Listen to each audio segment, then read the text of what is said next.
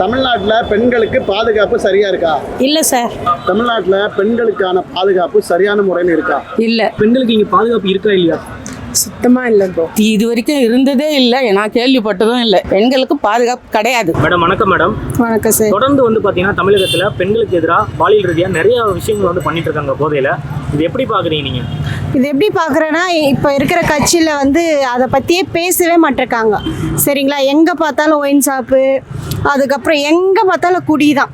குடி, பசங்க சின்ன சின்ன பசங்கள்லாம் கூட கஞ்சா அடிச்சுட்டு தேவையில்லாத தகாத வார்த்தையில் பேசுகிறாங்க. பெற்றவங்களை ரொம்ப கேவலமாக பேசுகிறாங்க. பசங்க இப்போ ஒரு 15, 14, 12 வயசு பசங்களாம் இன்றைக்கி கஞ்சா அடிச்சுட்டு தேவையில்லாத வார்த்தைங்களை பேசிகிட்டு இருக்காங்க. அதனால் போதைப் பொருள் அதிகமாகிட்டு வருது. யாருக்கும் சேஃப்டி இல்லை. எவ்வளோ தான் ஜாகிரதையாக இருந்தாலும் உஷாராக இருந்தாலும் பெண்களுக்கு சேஃப்டி கிடையாது. ஆளுங்கட்சி சேர்ந்தவங்க இங்க போதை பொருளே இல்ல, ஜீரோ போதைன்றாங்களே. இல்லையே, இருக்காங்களே நிறைய பேர் இருக்காங்களே. நிறைய இடத்துல பார்த்தோன்னா போதை தான், கஞ்சா தான். சின்ன சின்ன குழந்தைங்கள்லாம் இன்னைக்கு கஞ்சா அடிச்சுட்டு தேவையில்லாத தகாத வார்த்தைலாம் பேசிட்டு இருக்காங்க. பசங்க பெற்றவங்களையே மதிக்க மாட்டிருக்காங்க. இப்படி இருந்தா இன்னும் நாடு எவ்வளோ நாசனமா தான் போகும். கடந்த 5 ஆண்டுகள்ல ரொம்ப அதிகமா இருக்கும். ரொம்ப அதிகம். இந்த கட்சி வந்தாலே எப்ப பாரு போதை போதை போதை போதை, எங்க பாரு ஒயின் ஷாப். இதை தடுக்க முடியாதா இந்த கட்சி? சொல்லுங்க. அப்புறம் எதுக்கு இந்த கட்சியில வரணும்? இந்த கேள்வி நீங்க கேட்டீங்கன்னா, நீங்க இப்ப வெளியே போறீங்க, நீங்க பாதுகாப்பா இருக்கீங்களான்னு கேக்குறாங்கல்ல. நீங்க சொல்லுங்க, உங்களுக்கு ப்ராப்ளம் இருக்கா? நிறைய ப்ராப்ளம் இருக்கு, நிறைய பெண்களுக்கு. நான் போகும்போது நான் பார்த்து போனாதான். இல்லைன்னு வச்சுங்களேன், கொஞ்சம் கேர்லெஸ் ஆனாலும் நம்மளுக்கு பிரச்சனை இருக்கு. பெண்கள் வெளியே வர முடியல.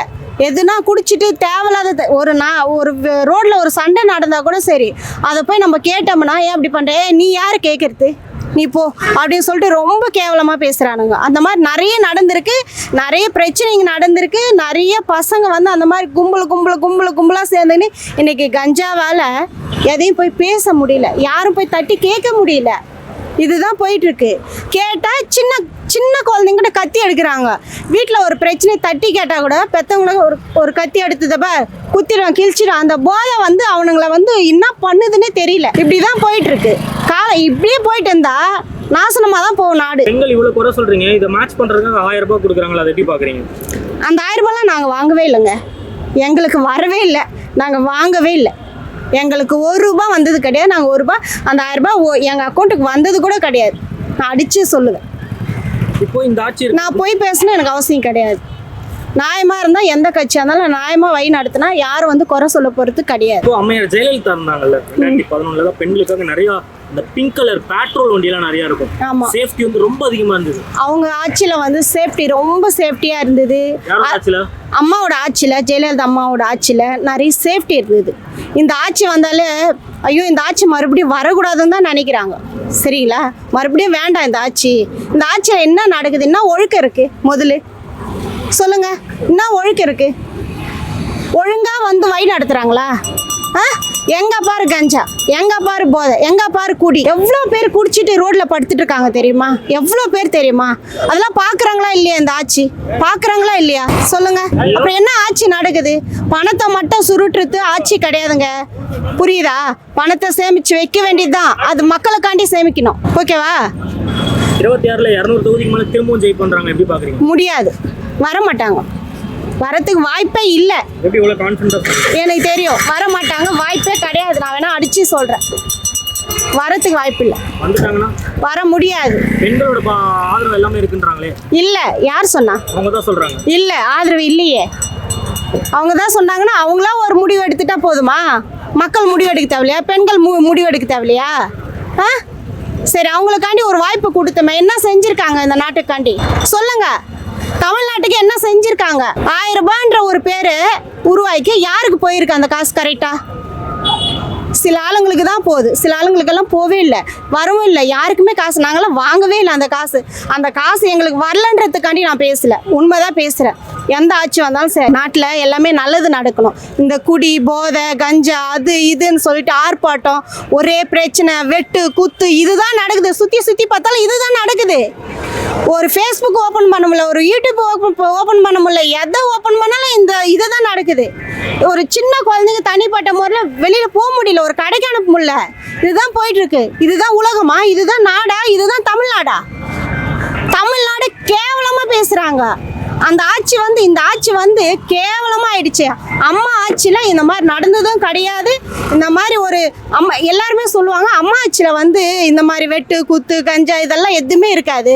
ஆனா இந்த ஆட்சி வந்தாலே ஒரே ரவுடிசம் தான். இதை தான் சொல்லிட்டு இருக்காங்க. இது ஒரு ஆட்சியா? இந்த பேர் வாங்க தான் இந்த ஆட்சி வருதா? அப்படிப்பட்ட ஆட்சியே தேவையில்லைங்க. திமுக ஆட்சியில பல பெண்கள் வந்து கற்பழிக்கப்படுறாங்க. பள்ளி மாணவிகள், கல்லூரி மாணவிகள், ஏகப்பட்ட பிரச்சனை நடக்குது.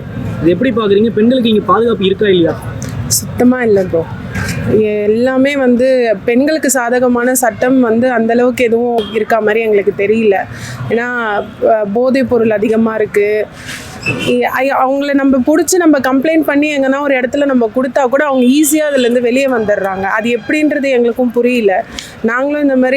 நாங்களுமே கேஸ்லாம் கொடுத்துருக்கோம். ஒரு சில மகளிர் ஸ்டேஷன் நாங்களாம் வந்து எங்களுக்கு சரியான ரெஸ்பான்ஸ் இல்லை. காசு வாங்கிட்டு அந்த மாதிரிலாம் கூட பண்ணியிருக்காங்க.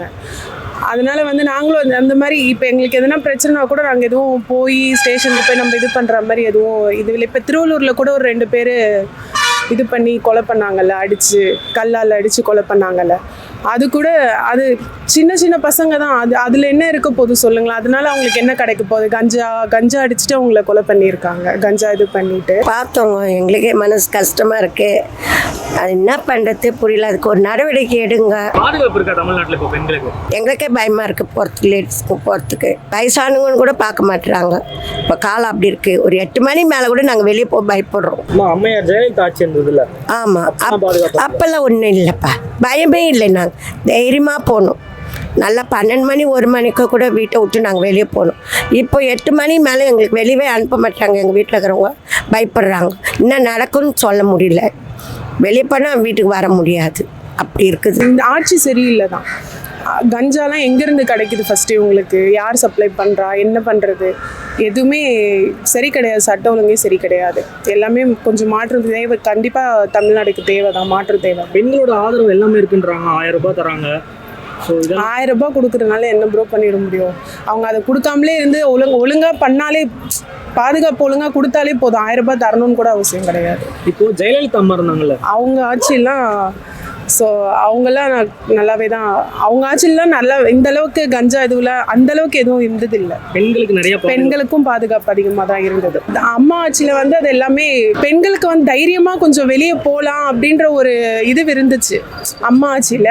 ஆனால் இப்போ வந்து வெளியே வந்து நம்ம போய் ஒருத்தர்கிட்ட போய் பேசுறது கூட பயமாக இருக்குது. ஏன்னா தைரியமாக நம்மளால போக முடியல. அவங்க எக்ஸ்பெக்ட் பண்ணுறது ஒரு விஷயம். வேலைக்கே நம்ம போனால் கூட எக்ஸ்பெக்ட் பண்ணுறது வேற மாதிரி இருக்குது. எல்லாமே பயமாக தான் இருக்குது. இந்த ஆட்சி வேஸ்ட்டுங்க. எங்களுக்கு கொஞ்சம் கூட சுத்தப்படலை. அடுத்த ஆட்சியில் இவங்க வந்தால் எங்களுக்கு ரொம்ப சந்தோஷம் தான். அம்மா ஆட்சி தான் வந்தால் நாங்கள் தைரியமாக போகலாம், தைரியமாக வரலாம். எல்லாருக்கும் ஒரு நல்லதே கிடைக்கும். அம்மா ஆட்சியில பெண்கள் மீது கை வைக்கிறதே பயப்படுவாங்க. எங்களுக்கு பாதுகாப்பு நிறைய இருக்கும். அங்கங்கே போலீஸ் இருக்கும், அங்கங்கே நிறைய பேர் இருப்பாங்க. கொஞ்சம் குரல் குத்தா கூட எங்களுக்கு பயம்லாம் இருந்தாங்க. இப்போ அதெல்லாம் யார் வெட்டி பட்டா கூட கேட்குற மாதிரி இல்லை. அவங்களும் உடந்தே இருக்கிற மாதிரி இருக்குது. இப்போ போலீஸே உடந்தே இருக்கிற மாதிரி இருக்குது. பிடிக்கலங்க, சுத்தமாக பிடிக்கல இந்த ஆட்சி. இந்த ஸ்கூல் படிக்கிற பசங்க கஞ்சா அடிக்கிறாங்களே, இப்போ அது எப்படி ஒரு 12 வயசு கூட ஆகல, 10 வயசு கூட ஆகல. ரோட்ல பார்த்தா அதுங்க பாட்டு அடிச்சுட்டு போதுங்க. பொண்ணுங்க மேலே கையை போட்டுன்னு போதுங்க. வேற நிறைய மோசமாக ஆயிடுச்சுங்க. இது ஒரு கண்டிஷன் இல்லை.